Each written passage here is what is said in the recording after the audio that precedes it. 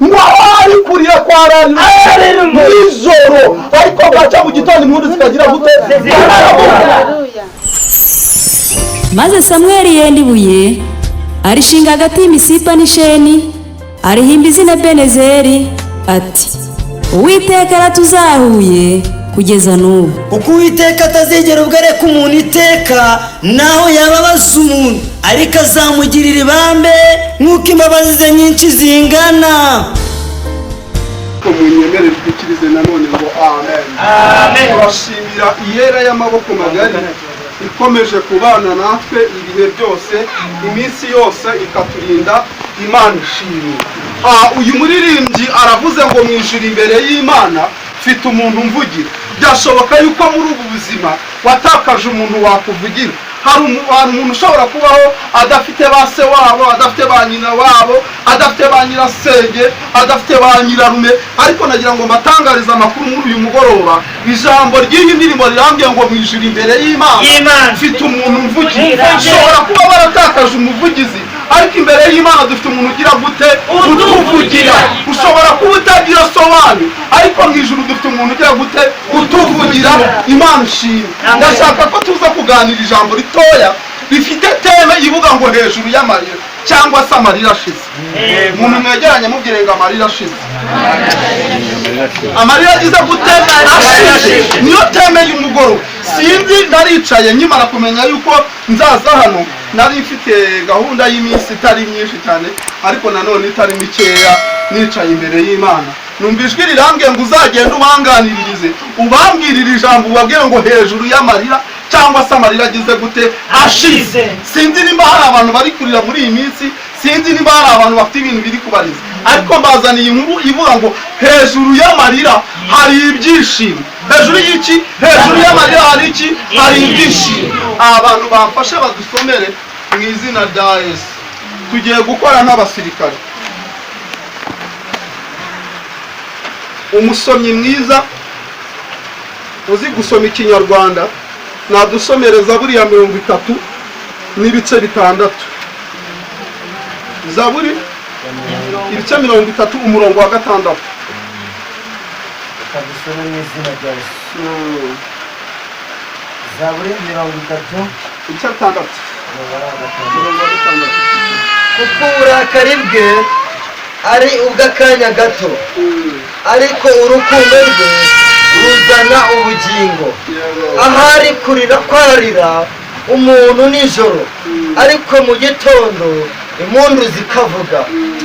Ongera usubiremo neza. Reka dusubiremo mu izina rya Yesu. Kuko uburakari bwe ari ubw'akanya gato ariko urukundo rwe ruzana ubugingo. Ahari kurira kwarira umuntu nijoro ariko mu gitondo impundu zikavuga. Yesaya ibice 40 umurongo wa mbere. Kadusome mu izina rya Yesu. Mutwe w'amagambo uravuga ijwi ry'urangurura. Umurongo wa mbere n'uwa kabiri. Nimuhumurize abantu banjye mubahumurize niko Imana yanyu ivuga. Muvuge ibyururutse imitima y'ab'i Yerusalemu, mukomere muhabwire ko intambara zawo zishize kandi yuko gukiranirwa kwawo hakubabariwe n'ibyaha byawo byose ko habihaniwe kabiri n'Uwiteka. Abwo mugisha n'Imana. Iyi Zaburi ya 30 n'umurongo wa 6 ni igihe Abisiraheli bari mu butayu. Reka tubanzirize mbere gatoya. Bari mu gihugu cy'uburetwa bari kwa Farawo. Bakoreshejwe imirimo ivunanye, barakubitwa, bararanizwa, ngo igihe kigeze barataka. Ngo bamaze gutaka, ngo Imana yumva gutaka kwabo. Imana imaze kumva gutaka kwabo, ngo yohereza umugabo witwa Mose. Bibutse ko Mose yari yararereweyo aza amakuru y'igihugu neza, ashobora gutata akamenya ibyari byo. Noneho ngo igihe kiragera ngo Mose aragenda ngo ajyayo. aganira na Farawo ukuntu ubwoko bugomba gutaha. Farawo ngo Imana imunangira umutima ngo banga gutaha, ngo Imana iteza ibyago byinshi. Haraho nasomye iravuga ngo nzohereza Amavubi, ngo irangije yohereza Amavubi ngo ararwana. ngo noneho ngo igihe kigeze ngo Farawo agumye kunangirwa umutima, yumva ntibihagije, yumvise bidahagije, ngo Imana ikoresha umujepe witwa igikeri. Yaba ari mu nama igikeri kikazamuka, yicaye kigahita kizamuka kigafata nko mu mazuru. Yaba ibyo igikeri kivaho, haza ngo ikintu cyitwa inda. Yicaye ari kuvuga speech, ngo inda zikazamuka zigahagarara hano. Tugira gutya. Noneho ngo igihe kiragera ngo Mose ngo Farawo yemera kubarekura, ngo arekura ubwoko ngo buratambuka. Ngo bumaze gutambuka ngo bagera ahantu hitwa mu gicuku cyane, mu gicuku cya kangahe cyanyuma. Icyo gicuku cyanyuma ngo imbere hari inyanja itukura, ngo iruhande ngo ari imisozi miremire, inyuma ari ingabo za Farawo zagize gute zabakurikiye.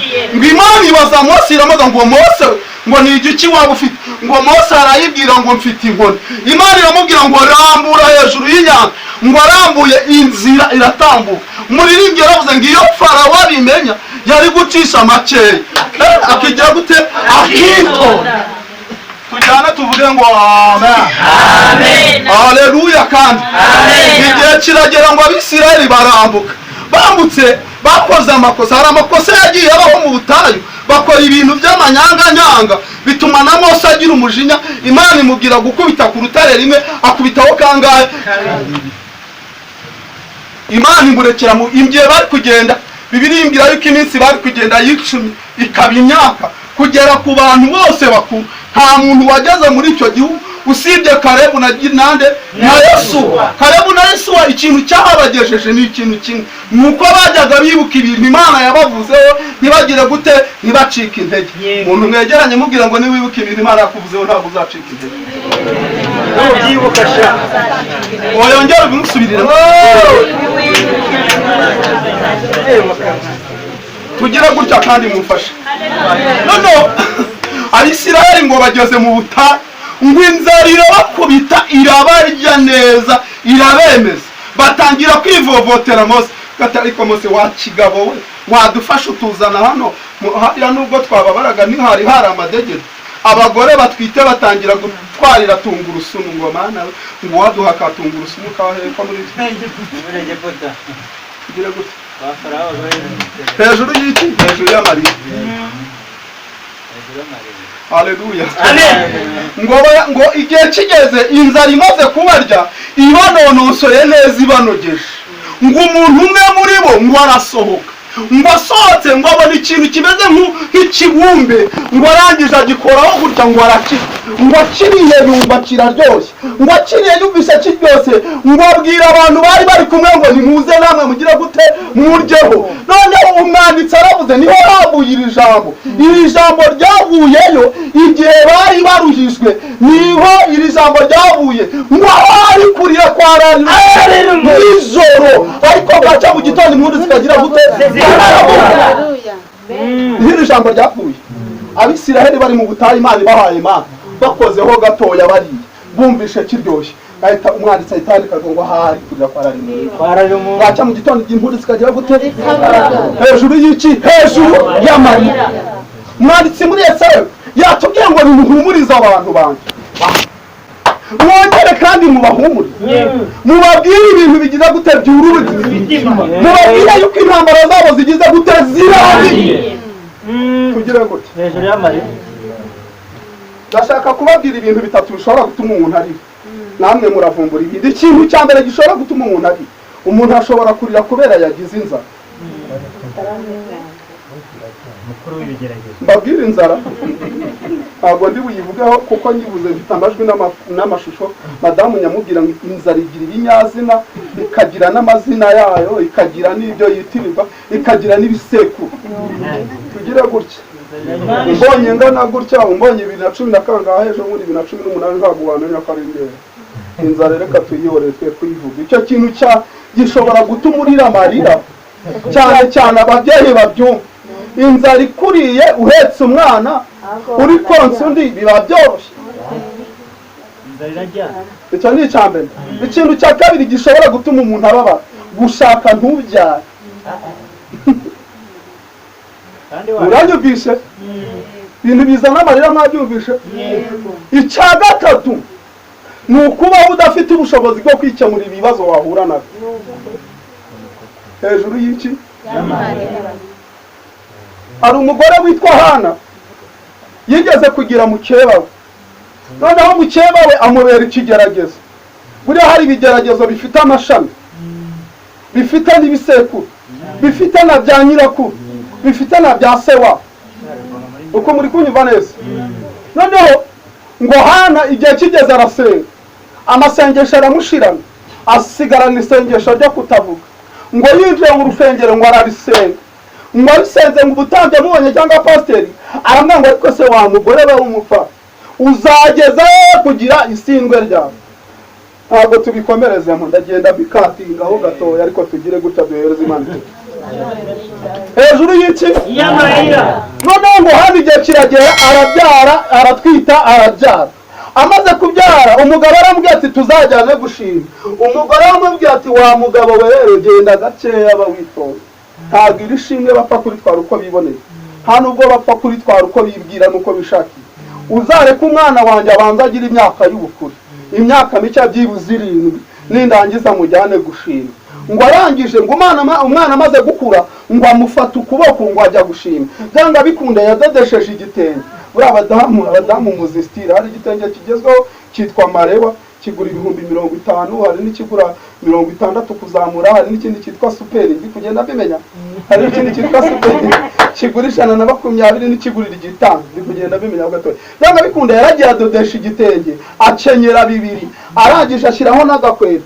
Jambwira shoni mwanga niyo nza ko umukobwa nta muntu bari kungira, nari kujya namba rwa santimetero 20. Kugira gutya arangije byanga bikunda yarateze niba yakundaga gutega cyangwa yarasokoje. Ngo arangije ajya gushima. Kugira gutya duhereze Imana icyubahiro. Agiye gushima yavuze amagambo akomeye, aravuga ngo uri Imana yica kandi gakiza, uri Imana ishyira ikuzimu kandi gakurayo, uri Imana avuga ubumana bwayo. Arangije aronga umuntu wari ingumba niwe ubyaye Karindwi. Hejuru y'iki? Y'amarira. Hejuru y'amarira abyaye Karindwi mwana. Abyaye umwana umwe amuvunjemo iki? Umwuzuro w'Imana. Amubonyemo Karindwi. Duhereze Imana icyubahiro. Unyemerere ntabwo turi buganire igihe kinini, ariko turaganira mu izina rya Yesu. Bwira umuntu mwegeranye umubwire ngo hejuru y'amarira hari umunezero. Hana abonye umwana yaranezerewe ku rwego yabaye umusaza abango byibuze ubu ngubu nibwo mbyaye kangahe? Karindwi. Aho si hejuru y'amarira? Yego. Hari umurwayi werutse kuba ari hirya ahangaha i Betesi ku kidendezi. Yego. Amaze imyaka 38. Abantu bose bari baramwibagiwe, baragemuye, bararushye n'imyenda yaramucikiyeho.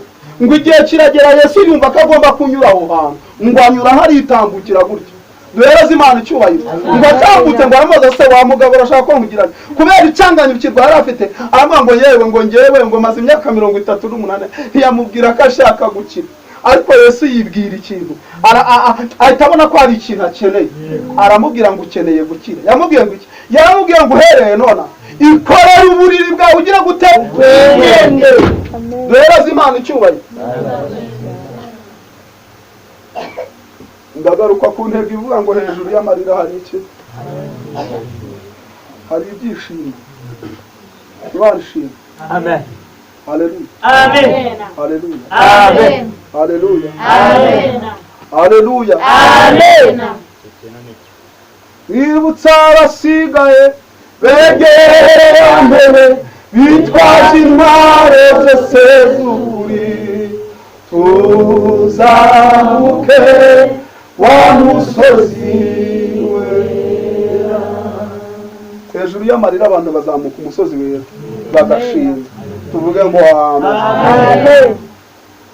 Noneho Abisirayeli Imana ibagirira neza barya. Baravuga ngo uzi ko umuntu ashobora kuburara bwacya ejo akarya, uzi ko umuntu ashobora kubaho nta kazi afite uyu munsi bwacya ejo akakabona, uzi ko umuntu ashobora kuba arwaye ejo agakira. niho ku ijambo baravuga ngo wari kurira hararira umuntu nijoro, mu gitondo impundu zikagira gute zikabura. Mugenzi na mukristo mu rugendo ari kumwe n'umuntu witwa Byiringiro, batangiye urugendo baragenda nk'uko abandi bagenda. Bageze mu nzira bahura n'akaga, habaho umwuka arabayobya, baradeviya inzira bagombaga gucamo, baca mu yindi nzira. Baciye muri iyo nzira bahuramo n'ikintu cyitwa ibibazo. Bajya oya ntabwo ari ibitotsi, ako n'akandi gaparti. Naho bageze bahura na Gihanda Bwihebe. Noneho bahuye na Gihanda Bwihebe ngo arabakubita. Muri iyi minsi turi kumwe n'abantu bahuye na Gihanda Bwihebe, ababwira ko batazagera mu ijuru. Muri ko muranyumva yego? Iyo gukubise urushyi uhita uva mu byizero. Dufite abantu bashingurwa mu byizerwa nuko abantu babavuze. Uwo ni Gihanda Bwihebe bahuye nawe, kandi bahuye nawe baciye ku isoko ryitwa guhaha ibintu by'iki by'imburamumaro. Perutse kuganira n'abantu ndababwiraga ikintu mukeneye muri iyi minsi. Mukeneye no guhura na marayika akagira ingingo abacomokoramo. N'ahantu nagiye kubwiriza nsanga bafite ibintu bya karande, by'inzangano, by'inzika, ibintu by'ibishitani byose barabifite. Ndangije ndabaganiriza mbabwira ukuntu Yakobo yahuye na marayika. Ndababwira nti marayika ahuye na Yakobo, Yakobo yaramukiranyije ngo bigera mu masaha marayika ananiza. Angatse wa mugabo wundi uranshaka yiye. Angati ngiye ikintu ngushakaho ni kimwe, ndashaka kumpindurira izina byonyine. Jewe nitwa izina rinyemerera yuko mu mudugudu bashobora kumfata bakanyica. Siko nitwa umuriganya. Umuntu wese ambonamo umuriganya, ambonamo umujura. Ngo akinana na marayika, ngo marayika agira ibintu amucomokorera, amuhindurira izina, amwe ati nkuyise Isiraheli uhereye nona. Ngo amaze kwitwa Isiraheli, ngo ahantu yari yicaye ashinga ibuye. Haleluya! Ashinga ibuye ngo aryita Penueli, bisobanuye ngo ndebesheje Imana amaso sinagira gute sinapfa. Rero Imana icyubahiro. Ngo Gihanda Bwihebe aganiriza Byiringiro na mukristo, arababwira ati numushaka mwiyahure, iyi nzira ntabwo mushobora kuzayirangiza. Gihanda Bwihebe ngo ku munsi wa mbere ngo agenda aganira n'umugore we Nyirabyiringiro bike. Turi kumwe n'abantu bafite ibyiringiro bikeya. Uyu munsi mbifurije kugira ibyiringiro bikomeza urugendo. Bwira umuntu mwegeranye ngo gira ibyiringiro bikomeza urugendo. Wowe gukoreho umubwire cyane, mubwire ngo gira ibyiringiro bikomeza urugendo. Tuvuge ngo amen. Byiringiro bike abwira Gihanda Bwihebe, aramubwira ati sheri, uzagenda ubahata ikintu cyitwa inkoni, ubakubite, numara kubakubita ubakuremo imyenda. Numara kubakuramo imyenda bashobora kuba bafite ibintu bakenyereye. Ngo Gihanda Bwihebe ku munsi wa kabiri ngo araza arabacosha, ngo abakubita ikintu cyitwa inkoni. Hari umuntu waceceje arambwira ati inkoni zasagutse kuri Yesu, ni hahandi muzajya mugenda muzirya gahoro gahoro. Tuhereze Imana icyubahiro. Haleluya! Gutya dushimira Imana. Ngo ku munsi wa gatatu bigenda gutyo. Ngo ku munsi wa kane Gihanda Bwihebe bati ndaza kubica none. Ngo basinziriye mu ijoro, ariko mwanyemereye mugafashwa mukandeba. Ngiye ntabwo ntinya abantu bandeba. Muntiza amaso n'amatwi gatoya kuko nshobora kuba ngiye gusoza. Noneho ngo umunsi Gihanda Bwihebe yari kubica, ngo basinzire nijoro, ngo mukristo yikomanze gatoya, yikomanze yigize gutya, ngo yikoze hano, yikoze hano, wasanga afite ikintu cyitwa urufunguzo. Rero Imana icyubahiro. Kuko urufunguzo ngo arangije ngo akingura, abwira Byiringiro ati Byiringiro, wari uzi ko nari mfite imfunguzo? Ambere hose twakubitiwe nari mfite urufunguzo. Ngo arangije aragenda arakingura, akingura hambere birakunda, akingura ha kabiri birakunda, akingura ha gatatu. Nagira ngo mbabwire ngo mukeneye urufunguzo rwitwa ibyasezeranyijwe. Yemwe gurupe Benezeri, mukeneye urufunguzo. Bwira umuntu mwegeranye gutahana urufunguzo, mureke kwiyemera no kwirarira. Urumva mukeneye iki? Mukeneye urufunguzo. Mukeneye urufunguzo rwitwa ibyasezeranyijwe kugira ngo mugende mukingura ahantu hose umwanzi yaba yarabakingiranyije. Ngo bamaze gukingura, ngo urugi ruvaho rwitura hasi. Ngo rumaze kwitura hasi, ngo Gihanda Bwihebe ngo arabyuka arabirukanka. yirukankana mu Kristo na Byiringiro, ngo arayirukankana ngo abatereza ngo ahantu, ngo amaze kubatereza ahantu. Ikintu nakunze muri iki gitabo, ngo Gihanda bwira ngo yajyaga arwara igicuri. Yajyaga arwara iki? Igicuri. Igicuri. Ngo akirimo kubirukankana, ngo igicuri kiramufata kiramutigisa. Kigira gute? Kiramutigisa. Ngo kirangije ngo kimukubita hasi. Haleluya. Kimaze kumukubita hasi, nyumvira ukuntu umukristo yagiye Byiringiro. Yaramubwiye ngo Byiringiro, ngo ibintu byatwirukankanaga Imana irabikubise, ibigusha hasi, byitura hasi, birangije bisinzirira guhera. Haleluya. Arangije ngo aragenda yandika ngo iyi nzira nta mukristo n'umwe wemerewe kuyinyuramo. Abayinyuzemo bose bagiye bayigwamo. Aho si hejuru y'amarira, aho si hejuru y'ibibazo, aho si hejuru y'intambara. Mubabwire yuko intambara zabo zishize. Dufite abantu barimo gukura umutima abantu, ntibaberekeze kuri Yesu, ahubwo bakababwira Imana iryana, ntibababwira Imana y'inyembabazi, ntibababwira Imana byize ngo bababwire ngo nimusange Imana izabaruhura, nimusange Imana itanga agakiza. Dufite abantu bari kwigisha gahunda y'ibiryo gusa, ntibigishe gahunda y'ijuru. Uko muri kunyumva rero? Dufite abantu bambaye imisaraba kandi batarageze ku musaraba. Perutse kujya kubwiriza ahantu, Imana irambwira ngo ugende ubambwirire ngo bararushye nibaze mbaruhure. Ndavuga ntubita ntaha baransinga. Ndebye nsanga abantu bose turi kumwe barorohewe ku by'iyi si no ku by'uyu mubiri. Sanga barataha muri impande zose, urahari Imana. Ungirire gutya. Haleluya. Imana ishimwe. Sanga abandi barorohewe mu buryo bumwe cyangwa ubundi. Ndagije ndababwira turaganira. Barambwira atereka tukubwiza ukuri. Twari twararushye imyaka yose dusenze, twari tutarumvira ijambo, ahubwo ubu ngubu duciye bugufi. Ubu dutangira urugendo. Hejuru y'iki? Y'amarira. Ariko mwanyumvisha? Mwafashijwe ngo dusenge? Ntabwo nkunda kwandura. Ndashaka yuko dusenga none. Ntabwo turi gusenge mu buryo bwinshi, basenga mu buryo bumwe. Turavuga ngo Data wa twese uri mu ijuru, tuze kugerekaho ijambo rivuga ngo ubwami bwawe buze. Kera ningirirwa amahirwe yo kugaruka ndaza mbabwira ikintu cyitwa ubwami bw'Imana yo buje. Haleluya. Amen. Amen. Amen.